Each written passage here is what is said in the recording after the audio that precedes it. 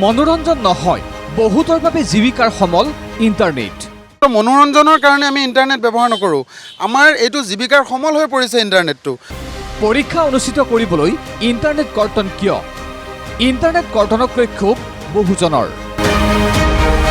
যি সময়ত ৰাজ্য চৰকাৰে স্বচ্ছ আৰু নিকা পদ্ধতিৰে এডিআৰই পৰীক্ষা অনুষ্ঠিত কৰিছে, তেনে সময়তে ইণ্টাৰনেট কৰ্তনে দুৰ্ভোগ ভোগাইছে লাখ লাখ লোকক। দেওবাৰে অনুষ্ঠিত হয় এডিআৰইৰ তৃতীয় বৰ্গৰ নিযুক্তি পৰীক্ষা।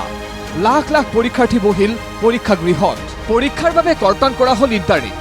পুৱা 10:30 পৰা দুপৰীয়া 1:30 ইণ্টাৰনেট কৰ্তনৰ ঘোষণাৰ বিপৰীতে পুৱাই কৰ্তন কৰা হ'ল ইণ্টাৰনেট। ইণ্টাৰনেট কৰ্তন কৰি পৰীক্ষা অনুষ্ঠিত হোৱাৰ বাবে বিপদত লাখ লাখ ব্যক্তি।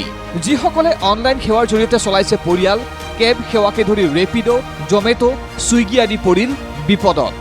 যিসকলে অনলাইন ব্যৱস্থাটোৰ লগত জড়িত হৈ নিজৰ পৰিয়াল চলাই আছে, পোহপাল দি আছে, এই ল'ৰাসকলৰ কিন্তু আজি এটা একদম ভাতে মাৰাৰ সিদ্ধান্ত গ্ৰহণ কৰিছে। আজি কৈ যে অসম চৰকাৰৰ মুখ্যমন্ত্ৰীয়ে যে ডিজিটেল ইণ্ডিয়া, যদি ডিজিটেল ইণ্ডিয়াই হয় তেতিয়াহ'লে তেওঁলোকে প্ৰযুক্তিবিদ্যা ব্যৱহাৰ কৰিব লাগিছিলে। আজি যিকেইটা অঞ্চলত পৰীক্ষা হৈছে তাত জামাৰ ব্যৱহাৰ কৰিও নেটটো কৰ্তন কৰিব পাৰিলে হয়।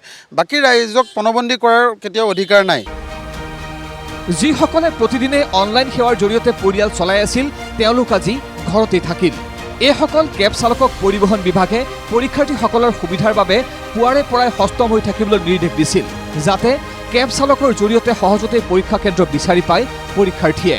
কিন্তু ইণ্টাৰনেট কৰ্তনে ক্ষোভিত কৰিলে কেব চালকসকলক।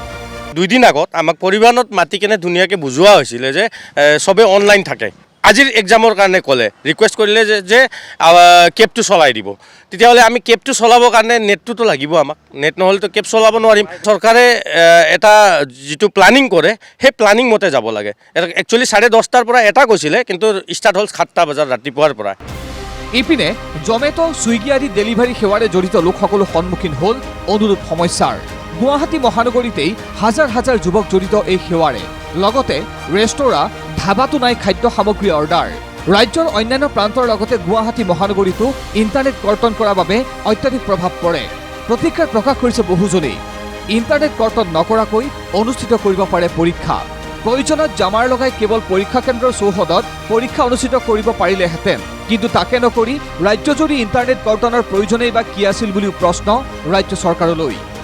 এই ছুইগি, জমাটোৰ পৰা ধৰি লৈ যিসকল অনলাইনত ব্যৱহাৰ হৈ ঘৰখন চলি থাকে, প্ৰত্যেক দিনেখনে আমাৰ ৰুজি ৰুটি হিচাপত হ'ল আমাৰ কেবখন। এই কেবখন চলাই আমি খাই থাকোঁ দুবেলা দুমুঠি আৰু মা দেউতাক পঢ়ি আছোঁ। গতিকে পৰীক্ষা এটা পাতিছে, শুভকামনা থাকিলে, অতি নিয়াৰিকৈ হওক, শুভকামনা থাকিলে। কথা হ'ল কি, আমাক যে আজি পেটে মাৰা মানে এটা ছিষ্টেম কৰি দিলে, এই ছিষ্টেমটোত সঁচাকৈ দুৰ্বলতা প্ৰকাশ বুলি ক'ব লাগিব চৰকাৰখনৰ। ইতিমধ্যে অনুষ্ঠিত হৈ যায় এডিআৰইৰ প্ৰথমটো পৰীক্ষা। বাকী থকা আনকেইটা পৰীক্ষাটো কটা হ'ব ইণ্টাৰনেট। পুনৰ দুৰ্ভোগ ভুগিব লাগিব অনলাইন সেৱাৰে জড়িত লোকসকলে। নোলাব দিন হাজিৰা, লোকচান হ'ব লক্ষাধিক টকা। Bureau report, ND24।